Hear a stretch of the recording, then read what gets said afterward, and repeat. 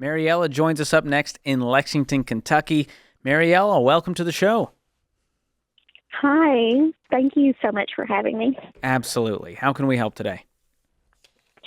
Well, there's a ton of things, but the main concern right now is my husband has been lying to me, and we've been working through baby step number 2, but he's been hiding like financial purchases that are really big or How is he hiding them?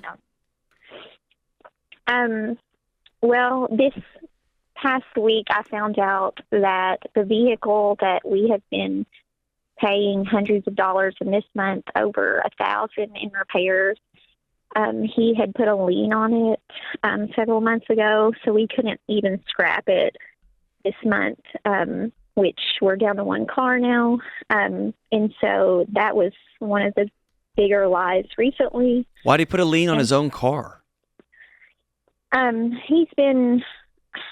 He told me... Did he borrow against it? Like the equity out of his car? That's my understanding. Like he got a certain amount of money, and then this is when we were starting to work together on the baby steps. He said that we paid off some things using that money, because I was asking him, where did it go? Like, why would you do that? But he said he didn't feel like we had any money. And so he went to one of those payday lenders who said, we'll give you $3,000, but I'm holding the title of your car. Like a Title Max? Looks like an old Pizza Hut, one of those places? I just learned all of this not very long ago. And so we had also had like similar things happen in our relationship, like with Lowe's. He spent thousands that I didn't know about there too. At Lowe's? Yes. What's he buying? Well, I talked to them not too long ago because I received something in the mail. That was how I found out in the first place. Was the cards was originally primarily in my name, because this was years ago when we first got married. We got a washer and dryer. Then recently, he purchased a lawnmower that was for him to use at his grandparents' house. And it was like $6,000, and I didn't even know he bought it. And then, but that's almost paid off. That's the promotional purchase. And there's about $9,000 in just random, less than $299 items, they told me. We need to come to Jesus meeting tonight. And we say everything gets put on the table. Hold on, every bank I would account, say, George, every before that, walk her through how she can pull her credit report and find out what's out there. Yeah, you can pull your credit report for free annually, and it'll tell you every piece of debt that is owed to your name. And he needs to do the same. Here's what I think, Mariella. Can I just be honest with you? I don't want to be alarmist, but I can be honest with you. Okay. I think this is real bad, is what I think. And either he is a bumbling goofball of a ding-dong who just is walking through life like a three-legged turtle, or he is a very deceitful person who is spending money on all kinds of things and lying to his wife's face. And when that happens, it's very rare that they're not hiding some sort of addiction or some sort of other person in the relationship. And I'm not telling you that to freak you out. I'm just telling you this is what we do for a living.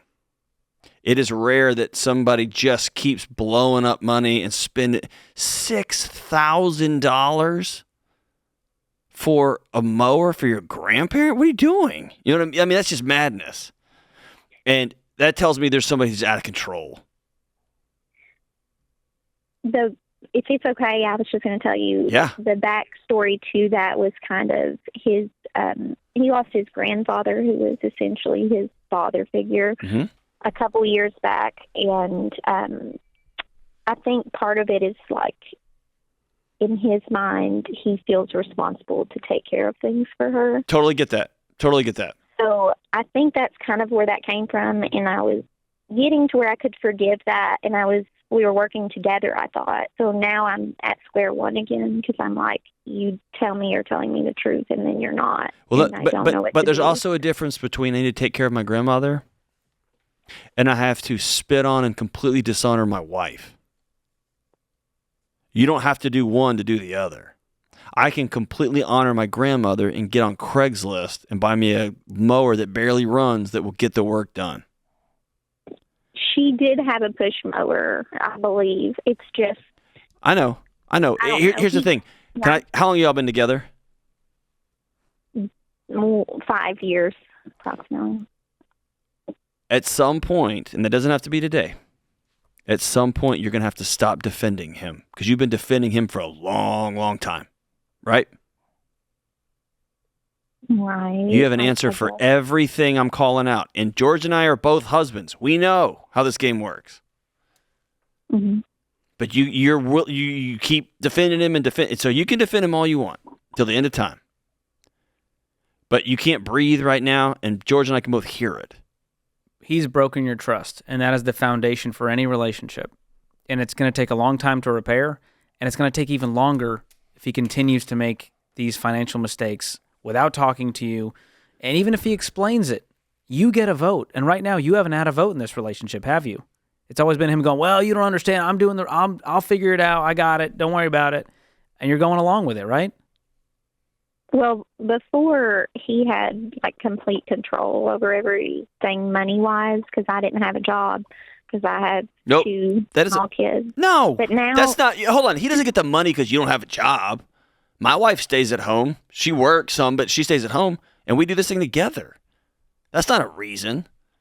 Well, now it's not that way, and he did come to a point where he said, okay, you have a turn and you try it. Like he wanted to let me see if I could do a better job because we both knew it wasn't working with him making the financial decisions.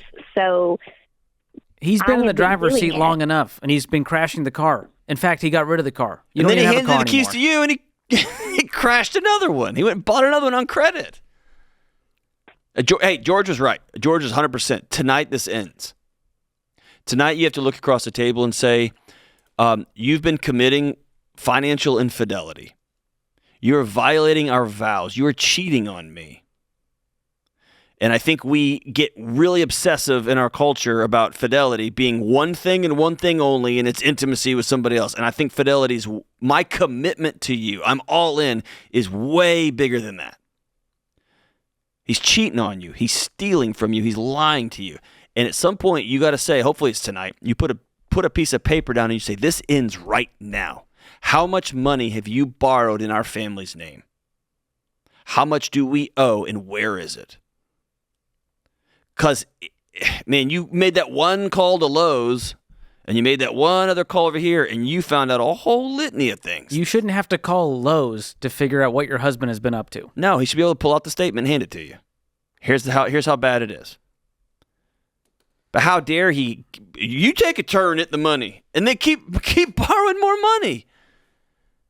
That's wild. Well, and I was going to say, I asked him the other day, like those kinds of questions. Are you cheating on me? Or what other money has been borrowed and that sort of thing. And he did mention another credit card, not like thousands or anything. It was like $300 or something. But at this point, I don't trust him. I want to see his credit report. Well, I don't either, so I don't know what to do. I tell him to bring his credit report to the table.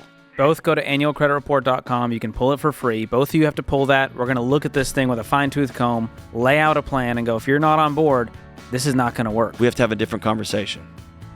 No more lies. You cannot continue this relationship on a throne of lies. It will not work. So I'm wishing you the best, Marielle, but you got some more cut out for you. I'm so sorry you're going through this.